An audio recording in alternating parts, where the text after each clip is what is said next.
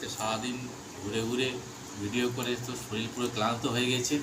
এখন এই মুড়ি ঝুড়ি লাল চা আর বিস্কুট টোস্ট নিয়ে বসেছি। বন্ধুরা বাড়ি এলাম সবে, এসেই লাল চা এই বিস্কুট টোস্ট মুড়ি ঝুড়ি নিয়ে বসেছি বন্ধুরা। শরীরে ক্লান্তি।